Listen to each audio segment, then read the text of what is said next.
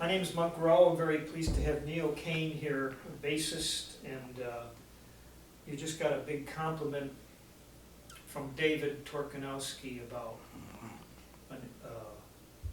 Frank Sinatra 100th birthday observance, a big band. Right. And he said you really kicked some butt with your bass Wow. that night. That's great. And the reason it came up is that I asked him this question, I'm going to ask you too. Mm-hmm. In a jazz small group, is it the bassist or the drummer who's more responsible for the time? Well, ideally it should be everybody. But due to the importance of the bass and the drums, it pretty much falls on us. Because horn players can kind of float around and nobody even really notices. I think it's kind of both. I mean, the drums is obviously controls the percussion and stuff, but the bass is the nexus of rhythm and harmony. And honestly, I think the bass has a lot of control, more control than most people realize over where the music goes, and it's a lot more subtle.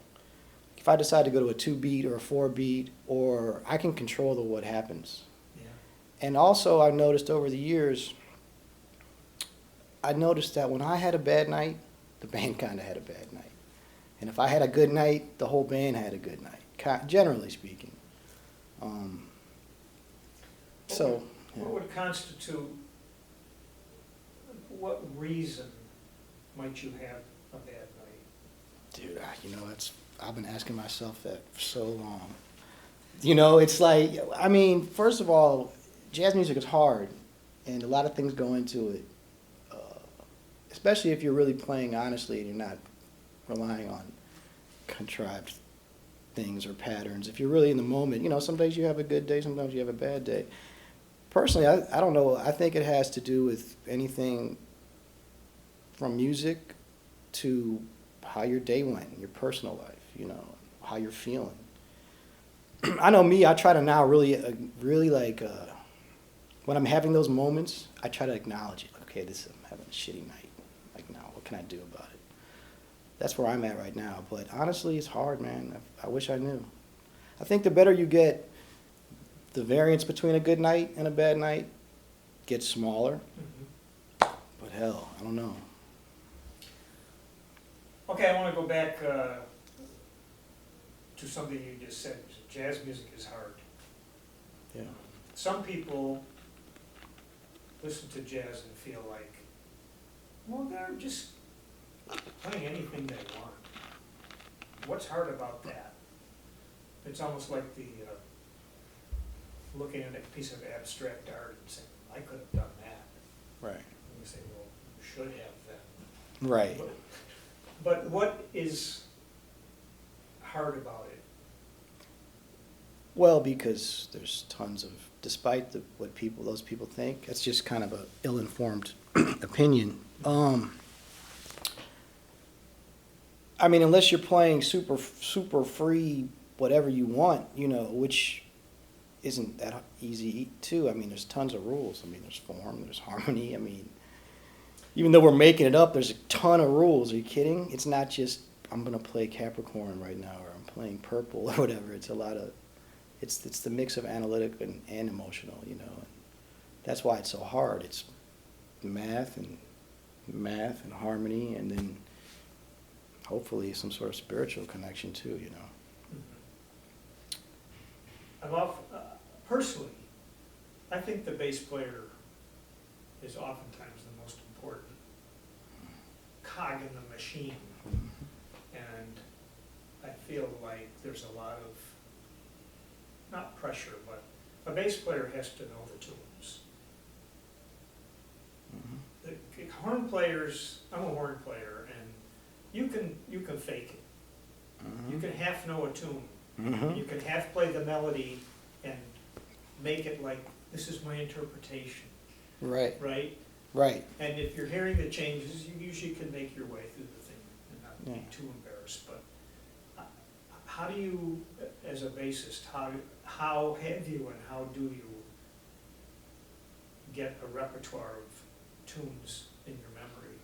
It's hard. I mean, other things that advantage horn players and guitar players have is that, you can fake your way through the melody and then wait for the other guy to solo, and you can hear it. But yeah, beat one, I have to do something. It's hard. I mean, there's 1,000, a million tunes, and I don't know them all. And people, even tunes people play them differently.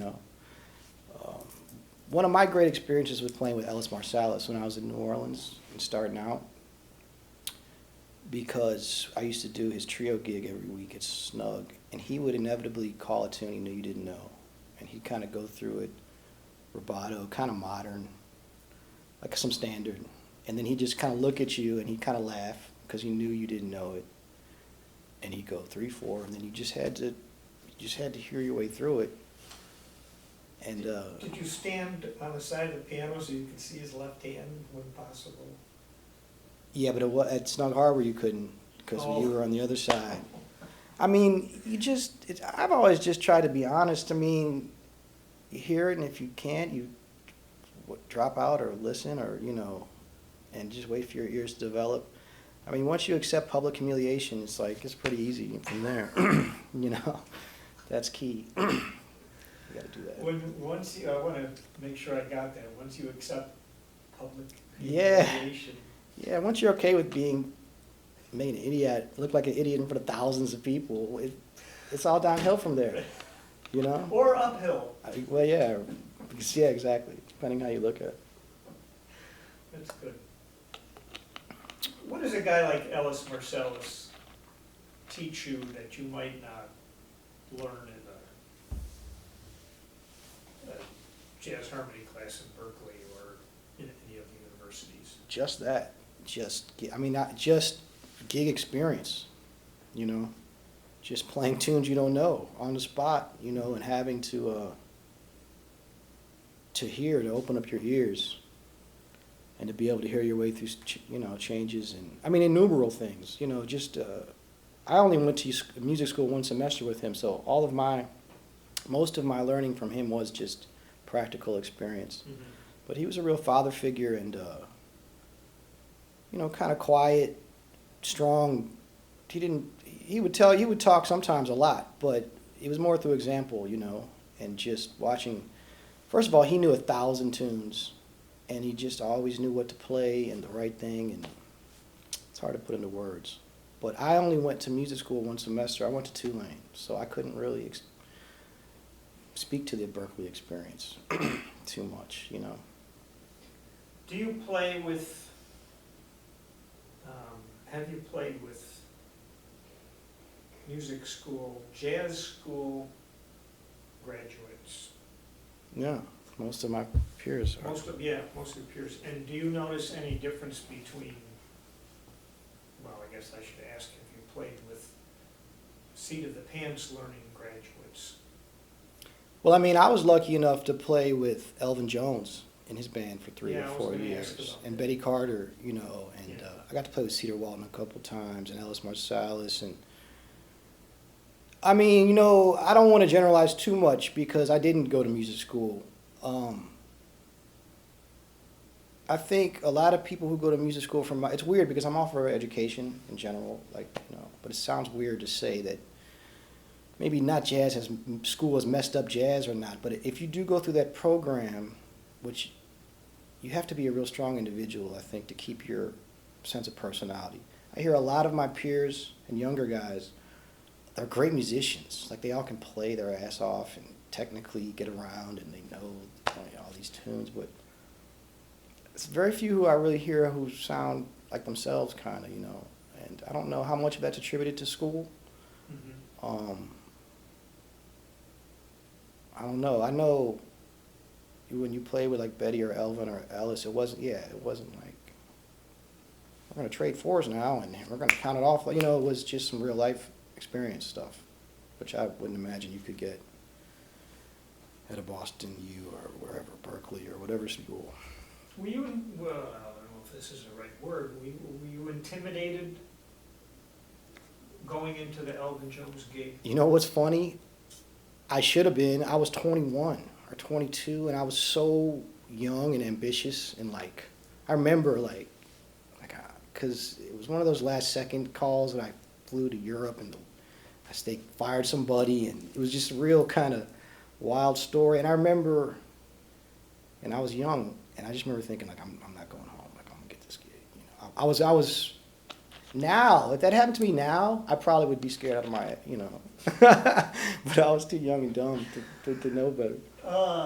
Because I saw him once in a club. Man, he looked furious. Yeah. And he was sweating and all.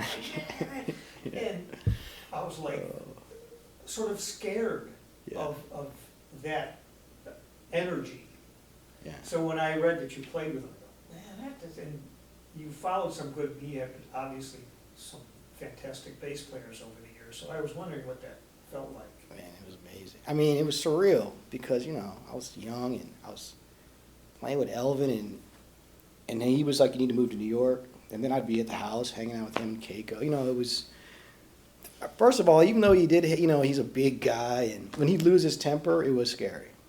But it would be about 10 seconds, and then he'd be like, oh, I love you, and he'd hug you, and you know, so he was actually a really sweet man, very smart guy, quiet, once again, didn't talk that much, but you know, like he was like an expert on Frank Lloyd Wright, and Wow. like he had 2 apartments on Central Park West, like, and one, you know, he had like rooms full of books just lined up, architecture and westerns. He was very smart, complex, nuanced guy. But I do know what you mean. He was scary at times. It's a big dude. If an interviewer, you know, got an interview with him, opened the first thing they said was, Mr. Jones, tell us about John Coltrane. How would he react to that? He would. It will probably depend on his mood at that particular moment, but he would say he was an angel. He loved John Coltrane. Okay. He was a genius and an angel. I mean, he used to talk about, I mean, I was lucky enough to spend some time with him, and he used to talk about the Basie band, Duke's band, and you know, and then like, you know, one time I remember we were playing the New Morning, and it would be like an open bass solo. And I was doing my kind of Jimmy, you know, my thing, and my end pin broke, and you know, and maybe I stopped for a second, and I came off the stage afterwards, and he was mad at me. He was yelling at me, man, you know, why'd you stop? And I was like, man, the bass broke, bro. Like, what do you have? And he was like, Wilbur Ware's played a bass made out of milk cartons. You know, like, it would be shit like that. Like, I mean, it was actually a little more colorful language and all that, but it was great, man. He didn't give a fuck. That's what I mean. Like, that old school, same with Buddy Carter. Like, they weren't having it, man. It was about making sure the music was right. Like, you know, it was a certain seriousness. It's hard to translate, and it sounds cliche, but it's true. There was a certain seriousness that, like, Elvin and Betty that they had about this music that I don't know that many other people in our generation have. It's like some life or death type of shit. I think I know what you're saying, because I've been fortunate to have interviewed a lot of folks from that generation, and serious. They're always dressed up, and they always took, you know, take care of the bandstand type attitude. Yeah. Why would that change? Well, I don't know. I mean, I don't know if it's a function of our society in general, like we all have Netflix and other things to do. I don't know. That's a good question. I mean, I'm not saying people aren't serious about the music now. They are. But like, I remember one time after the Betty Carter gig, I was like moping, and she goes, "What's wrong with you?" I said, "Oh, I didn't think I sounded good tonight. Feel bad about it." She goes, "Good, you should feel bad." Like, good, motherfucker, you should feel bad. Like, this music's important. You know what I'm saying? Like a lot of guys today, and I don't have a great solo career, but you know, it's about marketing and it's about getting the gig, what hotel, and then the music's about maybe 3 or 4 down the list with a lot of people. Not all people. I'm not, Making a generalization. yeah, and that wasn't the case with them, I don't think. Was there a distinction playing behind a vocalist like Betty Carter? Did she require something different than Elvin Jones did? In general, yeah, vocalists do. I mean, it's funny, Betty Carter was such a unique vocalist. I always conceptualized her as a sax player, kind of, in a way. When I thought about her like that, it made more sense to me. She was great, man. She was so challenging because, she had a lot of different forms and speeds, and a lot of it was kind of cues to the next section, and it'd be different every night. So in that respect, it wasn't the usual just play a standard kind of singer. Mm-hmm. But, yeah, I mean, I play with Diana Krall and I play with Harry Connick, and when you play standards with singers, you have to really play the right notes. You have to really know the changes, and you have to be really aware of what you're playing and how it affects the singer, and not get in their way. And be supportive.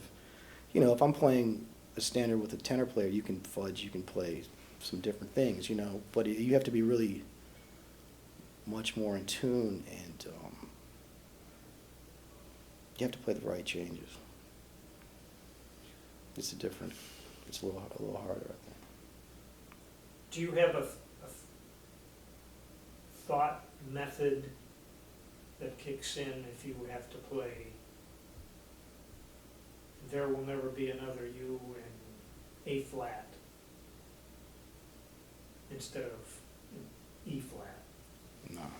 Okay. I mean, you know what? No matter if it's a singer or whatever situation it is, whatever song, whatever key, whether it's Elvin Jones or Diana Krall, I always just try to play the right thing. I mean, it's really actually simple. I mean, it's really hard, but there's always a right thing to play. That's what a lot of rhythm section people, it's like there's an obvious thing to play that feels right at that time, and it's appropriate, whatever the situation may be.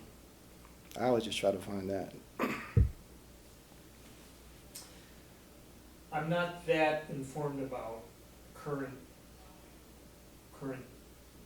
creative jazz, but much of it I hear when I have heard sounds like the bass player and the drummer are playing with the time, rather than playing the time, if that makes sense. Yeah, I know what you mean. And I find it challenging to figure out. Right. That's just my personal thing. Yeah. Do you know what I'm talking about? I do know what you mean. I mean, that's another reason this music's so hard, because you have to learn how to play it. You have to get the tools and the technique and the songs and the sound and everything that's required to do it, and then you have to apply it. I mean, I can go through, I'm not going to name names, but we both know a lot of great musicians who are really great, but you can't stand what they're doing. Like it's stupid, or whatever you think, or I shouldn't say stupid, but it's too busy, or they've lost the essence of the song. I mean, you have to be swinging and grooving first, and I like complex stuff, but it's got to be applied correctly. It's like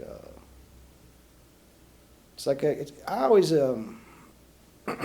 just equate rhythm section playing to a conversation. I mean, all jazz. I mean, it's kind of maybe sounds kind of burnished, but it's true. I mean, if we're talking right now and I start talking real fast and start saying all kinds of crazy stuff, it doesn't make sense. Uh-huh. And I think that's what you mean with these drummers, probably. Yeah, and if I can't feel a pulse from somebody, Right. I guess I get uneasy. Yeah, what's the point? What's the point, man? It don't mean a thing if whoever said that. Exactly. Did you have a moment growing up that you can recall where the music really made an impression on you and led you down this path? Well, I was playing violin at a young age, like 3 or 4, of the Suzuki method, classical music and stuff. And I grew up in St. Louis, and I was lucky enough to grow up in an area, University City, well, Leclerc Town first, and then U City, and like some of the guys a little older than me were playing jazz, like Todd Williams, who played with Wynton Marsalis, and Peter Martin, plays piano with Diane Reeves, and Chris Thomas, a great bass player. And Todd was in Wynton's band, so this is probably like the late 80s. So Wynton and them would come around, like when I was in high school, and I kind of got into it that way. But I mean, I loved the music as a kid. My mom had records. I can remember listening to, she had an Ahmad Jamal record and some Miles Davis records, and the Trumpet Kings record, the Montreux, you know. So it was around the house. But took me a minute to really decide to be a musician, you know, because I went to Tulane and was just going to be a regular person, kind of. You're just going to be a... Yeah, civilian. Right. Yeah. Something happened, I got sidetracked, and here I am, 25 years later. Have you ever regretted it? Not really. Yeah. It took me a minute. I used to say, like, oh, yeah, I was going to be a lawyer. And then after a couple of years, I was like, no, you weren't. You're a musician. And how did your mother feel about going into I went to Tulane, and then I started playing with Delphio Marsalis. And it was my freshman year, and I had my finals, and Delphio had a tour in Europe, like 2 months, you know. And so I had to decide, like, am I gonna? So I just went. I dropped out of school. My mother wasn't happy about it, but she's a great woman. She said, you shouldn't do it, but if you do, I'll support you. And now she wants like 30 tickets every show I do. So, yeah, so nice. Yeah. Tell me about your, I know you're a composer too, you had this, and also you have great titles. This collection you had, Backstabber's Ball. Yeah. I mean, that's You like that? very distinctive. Not too dark, huh? And the Empire Strikes Back. Yeah, it's a little collegiate of me, yes. Your titles are, sometimes it's hard to name instrumental tunes. So it's very hard. I struggle with that. Yeah. Yeah, I don't know. It's hard. I'm glad you like those titles. Some people Yeah. don't like them. Really? Yeah. Because a title can put a spin on something that maybe doesn't deserve a spin. Excuse me. It's true. I mean, sometimes you have a theme in mind or a title, and you write the song to the title. But a lot of times I'll just write a tune, and then you have to. Do you sit at a piano? You write it from the bass? You just write it in your head? You know, it's weird. I kind of do all of that. I don't really have any kind of system. Usually I'll think of something. Sometimes I'll think of like a groove, a bass line, and start from there on the bass. And then sometimes I'll start at the piano and have a theme, and then a lot of times I'll write something, then kind of put it down, and then, or write it and then come back to it and then fix it. It's a lot of,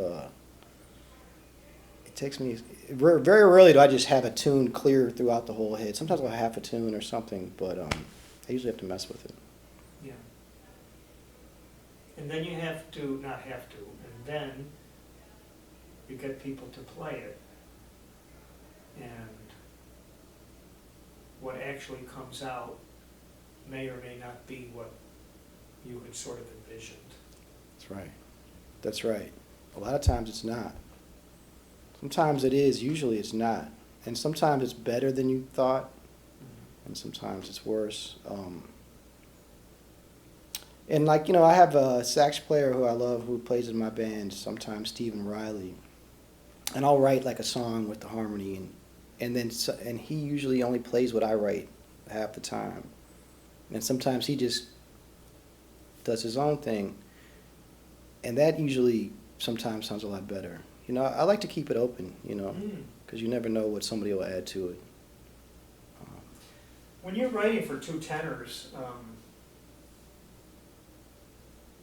are you like sort of methodical, like, all right, I'm playing a G sus type bass line, and I'm gonna give this tenor the third, this tenor the, or is it a little more just what sounds right? Yeah. I don't know if that was a. No. I know what you're saying. No, for me, it's kind of what sounds right. I mean, yeah, I just usually just kind of pick notes. Sometimes, you'll write a melody and then you'll go through and harmonize it and try different ways to do it. But it's really only two voices with the tenors. Yeah. So I just try to pick pretty notes. Really, sounds kind of simple. Well, that tune was pretty. Oh. The Empire Strikes Back. Oh, thanks. Yeah. And it was sort of visual too. I got this sort of visual thing listening to it, and those tenors were matched. They went well together, I thought. I think so too. They both have pretty sounds. Yeah. They're both unique tenor sounds. Because you could get, if you had to replace one of them, it probably would change the nature of the music somewhat. Totally. And those guys, Ned Gould and Stephen Riley, they both have pretty sounds. I mean, once again, getting back to the school sounds, the school thing, a lot of tenor players, as they should, sound like some, amalgamation of Wayne Shorter and John Coltrane, which is great. I mean, that's my favorites, but I like guys who maybe sound a little different, Yeah. with those two. I can see how that might make you frown or something. If you had a tune like that, and once the melody is over, and then they launch into their solos, all of a sudden it's and like, Yeah, think of the nature of this song when you're playing. that's right. Is it hard to this? I think I know the answer to this question, but is it hard to find gigs for your own group? Keep a cohesive group together? It is. I mean, part of it's because I don't do a lot of the business stuff as much as I should. Yeah. I'm kind of I have a sideman career. Excuse me, but it is hard because you got to play. That's one of the things back in the day. Those guys played all the time, like long sets nightly and toured. You got to work stuff out, man. Especially when you get in a band, you get on the road. Everything comes together. If you're playing once a week or once every 2 weeks, it's hard to get continuity with your group. That's a problem I'm having, at least. Yeah, I have a book, it's called the Count Basie Biodiscography, and these English jazz researchers, man, they find this material, and you look at their itinerary, there's hardly ever a day off. Yeah. And so that sort of explains why the Great American Rhythm section, they just played so much. Yeah, totally. And when you go on a tour with a band and you go out for 3 weeks or a couple months, man, you can see the difference by the end of the tour. It's really tight. I think Evan mentioned that, Evan Christopher, that you don't play with an amp. No, I don't. Okay, so tell me about that. I mean, I'm one of the few guys. There's some other guys, but I don't play with the amp, and I don't play with, and I play with gut strings. And I do it. Well, first of all, gut strings are really expensive, and they go out of tune, and they're a pain in the ass. But all my favorite bass players and everybody else's favorite bass players, for the most part, played like that. I mean, Paul Chambers, Ray Brown, back in the day. Milt Hinton, Israel Crosby, Garrison. And look, man, I get it. The bass is hard to play when it's quiet, So when steel strings and amps came along, it's easier. But it fucking ruined jazz, and it made it, I don't say it ruined it. It allowed for the drummer to play super loud. Everyone just turned shit up. basses sound electronic with that, I just don't like it. I don't like it. And it irks me because people say I'm like some kind of purist or whatever. It's not that. I just think it's much prettier. And it allows the drummer to play quiet. It reminds everyone, shut the fuck up, please. You can still be loud, but let's keep everything start here. And I'll get off my soapbox with this last point. What other instrument, with maybe the guitar, has had an electronic mic added to it in the middle of the history of jazz? Like, okay, trumpet players, well, let's just put a pickup in your trumpet. What would they say? They'd be like, hell no. Sax players, they'd be like, hell no. I mean, you could just make it a thing about a guitar. Maybe you can make that argument, but it doesn't make any sense. In the late 60s, all of a sudden, they changed the way the bass sounded, which changed the way everything happens. So, Boy, is that for sure. So I don't get it. And I'm not saying, look, I like the weather. I like fusion and all that stuff, but it's a bunch of bullshit, in my opinion. I'm pausing because I think the bass is the most important instrument, and what you're saying makes a lot of sense to me. If you listen to, even in pop music, if you compare how the voice was balanced with the bass back then, you could hear the singer, and then you move ahead 40 years, and all of a sudden, the bass is like, all of a sudden dominating. Anyway. Well, yeah. I did what you're saying. And it's like, and look, it's hard for me to be, like, I don't mind not being heard on the loudest, most exciting moments of the song as a bass player. I'm okay with that. But it just, there should be some variance and subtlety. And, bass players don't like to admit it either. I've been on the Facebook and these group chats, about amps and pickups, and there's always me and like two other guys who were like forget a pickup. But nobody wants to admit how, I'm telling you, it's just much easier. It's easier to get around.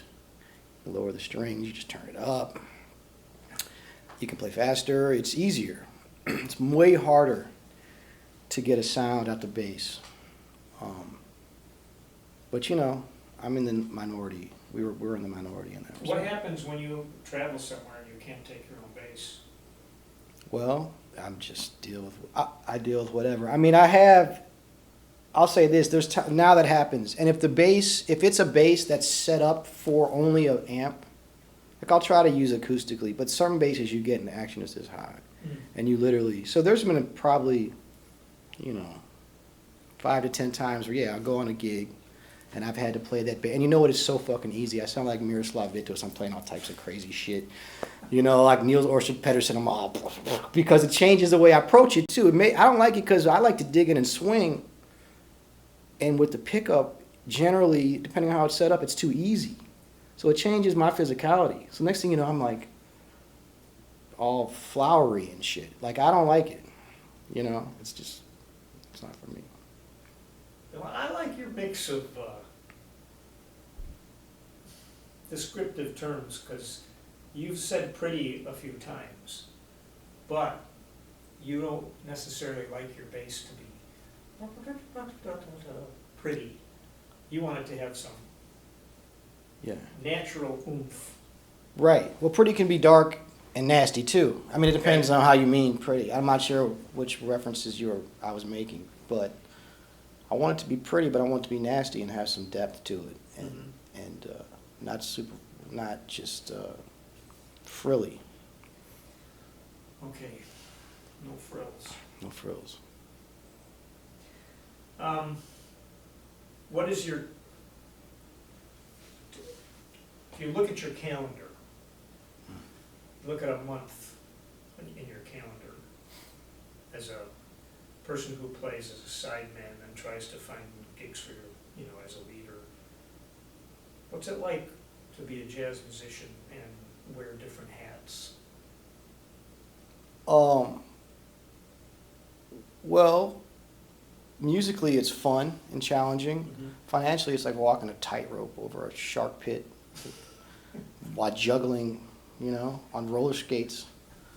But I like the challenge. I've had a pretty wide career as far as different styles. Like I lived in New Orleans, I played trad music. I played with Elvin. I've done, a good amount of work on Broadway, which is a whole nother world. So I've always liked the fact that I have had a diverse career, but, it's a bitch. I mean, like you said, we were saying earlier, it's very few bands that work like every day, like the Bassist, whatever, I'm lucky enough to work with Harry, but that's only a certain amount of work a year, and then you just gotta freelance, man. You gotta make it happen. It's not for the weak. You gotta really love the music. I mean, even now, maybe even more so because there's less work. You gotta really be in it for the right reasons. So. Well, thank you for answering the question I didn't ask, and it was sort of, what does a aspiring jazz musician need, assuming that they're good players, and I think you're saying you have to just be so into it that you have to do it. Is that a fair statement? I think so. I mean, you know what? In my 20s, there were times where, actually, at one point, I was like, I'm going to quit and go back to school. Like when I was maybe 27 or 8, because of travel and the whole thing, but ultimately, yeah, I had to do it. I was like, this is for me. This really is for me. I have a lot of, I was one of the young lions. So that was the time when it was kind of popular again, and there was record deals. And there's a bunch of my friends from that era who were good players who once that period kind of fell off and the realities of this life and the economic instability and, they did other things. And then some people stayed in it, and I think you just really have to love it. It's interesting that, it's still a decision. It's not magical. Guys who are born into families with that stuff, that's what they're doing too. But it's not like some magical thing where I had to do it. But, ultimately it was the best decision. yeah. Okay. If you look at jazz today, and it's thriving in academia, right? Almost every school has a jazz program and summer camps and all that. It doesn't seem to translate into the market or into the club scene, or I wonder what all of jazz graduates do. I don't know. They become teachers? Yeah. I don't know, man. Yeah, that's a good question. I'm not sure. I didn't go to school, and I was lucky. I was was in the right place at the right time and took advantage of it, but it's tough out here. If you look at the odds and are logical about it, yeah, it's probably not a good industry to get into, but. So if you were a guest at one of the larger jazz schools, would you have advice? Well, let's say it was a gathering of bass players in Berkeley, right? And you've been out in the business for years. You have anything you can tell them? I would say, well, you know what I did too is I started bass a little late. I was a violin teacher. A violin player, and I remember I was a teenager, and Christian McBride's maybe my age, maybe a year or so older, but he was kind of like a hot. I just remember looking at him and some other musicians and being like, wow, these bass players are great. Technically, I don't know if I'm gonna be that. So I thought to myself, how can I distinguish myself? And so I figured I'm just gonna have the biggest sound out here. I'm gonna have the biggest tone and swing the hardest. I would tell those guys to find out what you do good and what you can do to differentiate yourself from the 20,000 other bass players who are playing. Besides play pretty notes and learn changes and be a good bass player, be yourself. It's like everything has been done, basically. Right? So my thing is all we can do is be ourselves. Be true artists. Really express yourself, your experience. That's what it's about for me. Yeah, I've often thought that the bass is one of the harder instruments to show a personality, and there's people that stick out in my mind, like Buster Williams, who, God almighty, the sound he had. Yeah. I don't know if it's just because partly they knew how to record him or something, but No. Well, they probably did, but it's because he has a unique big-ass sound that's, you know it's him instantly. Right? yeah. I'm sorry, did I interrupt you? No, so what is the Neal Caine sound?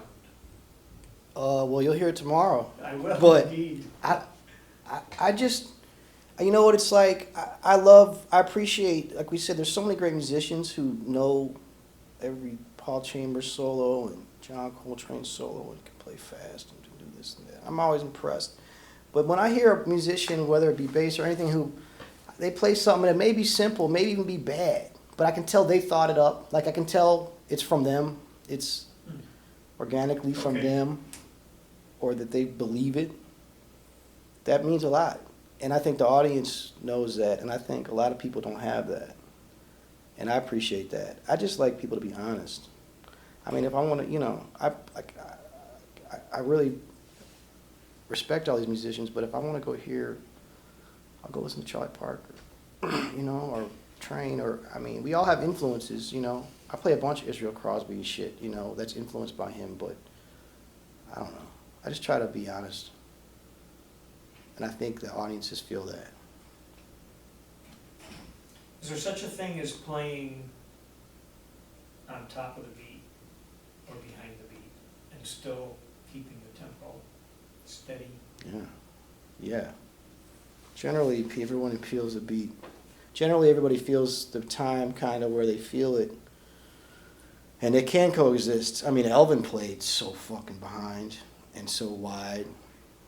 And even in Harry's band, Arthur Latin, great drummer, we've been playing together for years and years. He kind of plays behind, and I kind of play on top a little bit, or in the middle or on top, and it works. You know, it can work. Yeah. I remember hearing the drummer Louis Hayes once in a club, and he was so on top of the Right. beat. I said, how is this music not just keep speeding up until it's impossible? And it didn't. No. But he was like, Well, right. Because you can be on top of the beat and not rush. It's about anticipation. Yeah. I don't know, that's an interesting kind of existential thing, time, you know, concepts of time. But I know for me, like I said, I kind of play on top or play in the middle, and when I get, generally, if I have a drummer who plays on top of me, it can be uncomfortable. It's like sometimes it's better to have the counteracting a little bit, you know. I mean, it's better to just have people playing right in the middle, but, yeah. but everybody feels a little different. What would aggravate you on a bandstand? I can tell you what aggravates the hell out of me is when drummers play when they ghost the bass drum, when they go. But they do it real fucking loud, so it sounds like a polka, and it gets in the way of the bass frequency. That irks me. Can you define ghost again? Well, you know, like drummers, you know, like Sam Woodyard with with Duke Ellington, sometimes drummers will lightly play quarter notes on the bass drum. Oh. Evidently, Almost like they're tapping their foot and their Yeah, foot happens to be on the but- kick. and evidently these guys did it, but I never heard it. And guys do it and I never hear it. But some drummers do it real loud, Oh. and so it fucks up. It's really annoying and distracting, and it's in the frequency of the bass, and it makes it sound like an army band. So I hate that. I don't know if that's what you were looking for, but that's what I hate. mean, sure, That's usually that's the first thing I usually like, oh God, get off that bass drum, bro. I go, get off the bass. They go, well, to have a balanced drum kit, you're supposed to have one. I'm like, yeah, all right. Please. What about piano players who Yeah, play the well, low end an awful lot? once again, it depends. You know, that's the whole thing about rhythm section players, pianists, bass players, and drummers is we have to accompany, comp, and that's just about being a good person and fitting in and being appropriate. You know, it's like you either have band players who play way too much, or they don't play at all.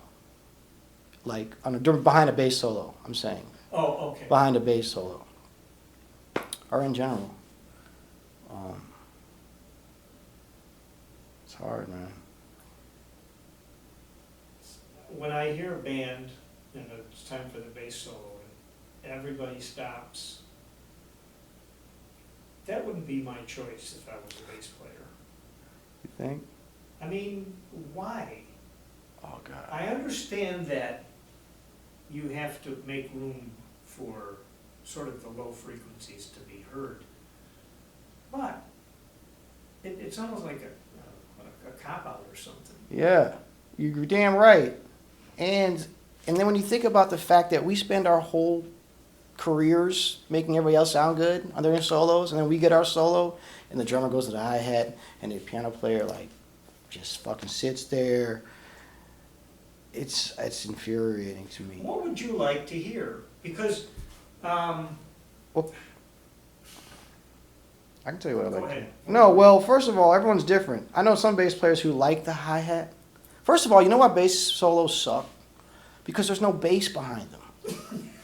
I mean, it's so basic and so fucking simple, no one ever talks about it.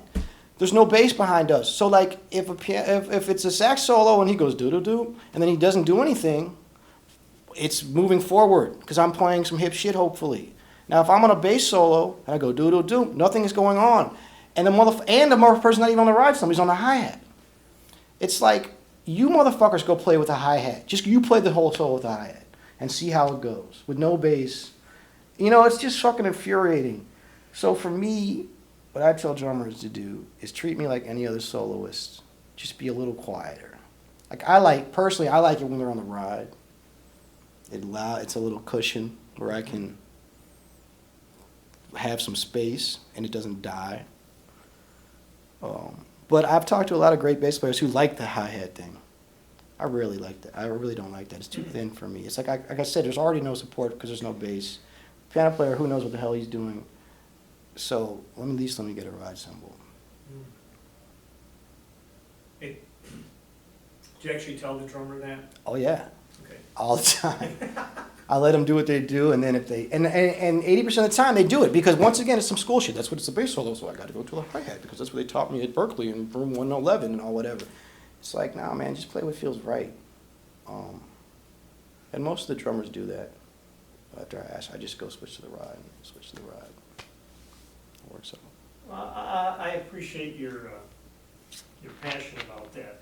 I once remember writing a little blog about why are there all those bass player solo jokes? Like what? Why? And I was sort of saying, I mean, I understand what you're saying. Like, well, everything disappears. Yeah. And except for the one poor guy up there, and like now he's got to carry the whole thing. Yes. And I commit myself to making other people sound good. That's what's so frustrating about it. It's funny, actually. You just gotta laugh at it. And usually you're last, right? Right. Right. But I'll say this, like, bass solos are great and all, and I like to solo sometimes, and I enjoy a good bass solo, but that's not how I judge a bass player. Like, I really don't care. I mean, sometimes I do want to solo. Some nights I don't want to solo at all. I mean, my job is to swing the band. And, you know, that's what a real bass player should take pride in. So if a guy can solo his ass off, but he's not swinging, he's not playing good notes, he's not doing his job. That's not impressive to me. Yeah. Yeah, I'd have to say I've played with a few bass players who I feel like telling them, you're playing the wrong instrument. Yeah. You really want to be a saxophone player, player, or guitar don't you? player or whatever. Right. And right. You can tell It's true. a certain amount of not humility, just taking pleasure and pride in what you said, swinging the band. Yeah. Kind of like the offensive line in football, like kind of do the job. Is playing in the studio, making a record,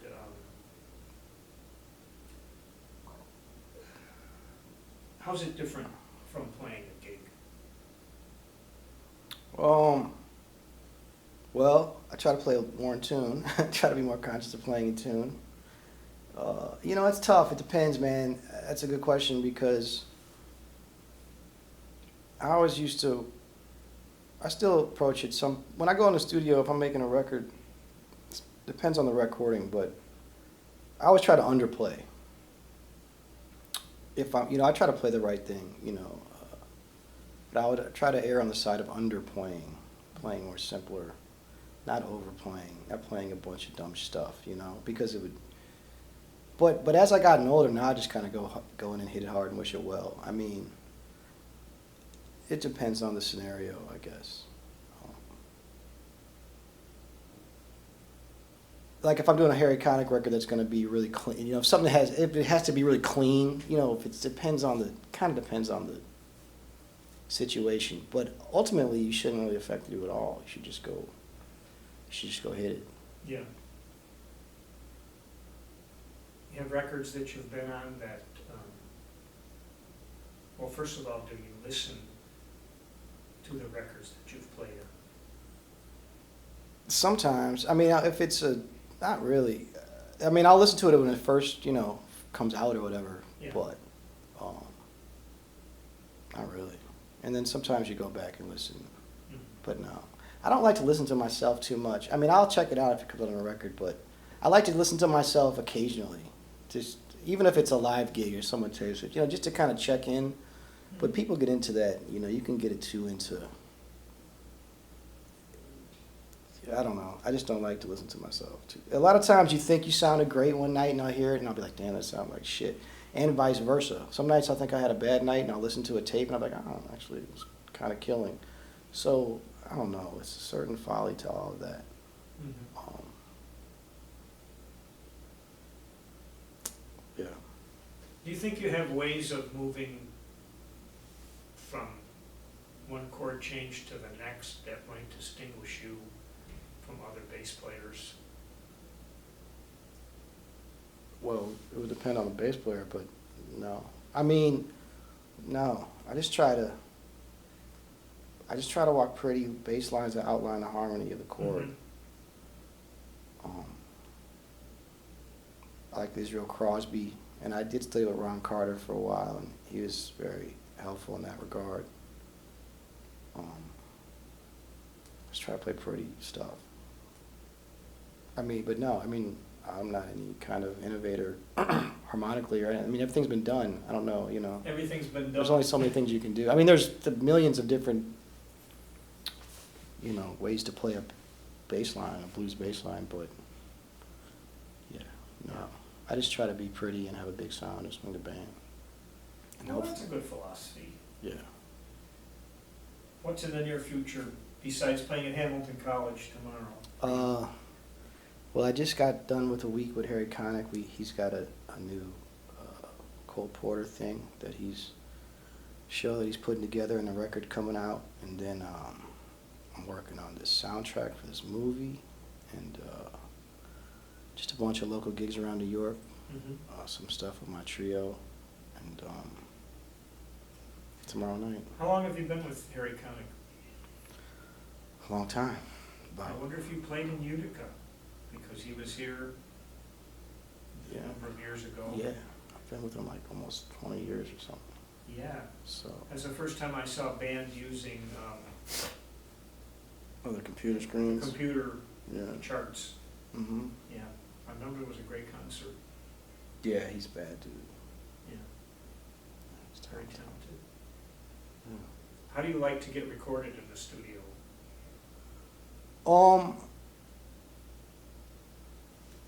Well, I mean, I'm not an expert on mics and stuff, but usually what I do is take my bass. Well, it depends on how we're doing it, if I'm isolated or not. But even if I'm not, because once again, I don't use a pickup, I like to get a corner, kind of. And have the bass in the corner, and it kind of reverberates the sound. Uh-huh. And, Yeah. but it depends on the engineer and all that stuff. You have any other interests besides playing the bass? I like water sports and, no, I'm just kidding. I mean, I like to read history. I like, Me too. baseball. Cardinals.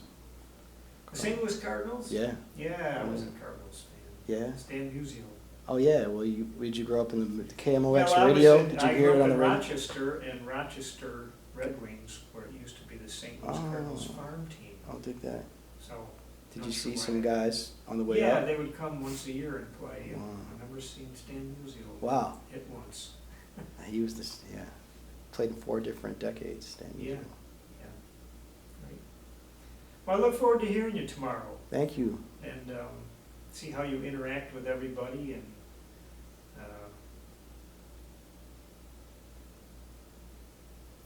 You and I think David, I suspect, get along pretty well. We fight like cats and dogs. Okay. That bitch. I'm just kidding. Thank you, man. Thank you Appreciate very it. much. Appreciate it.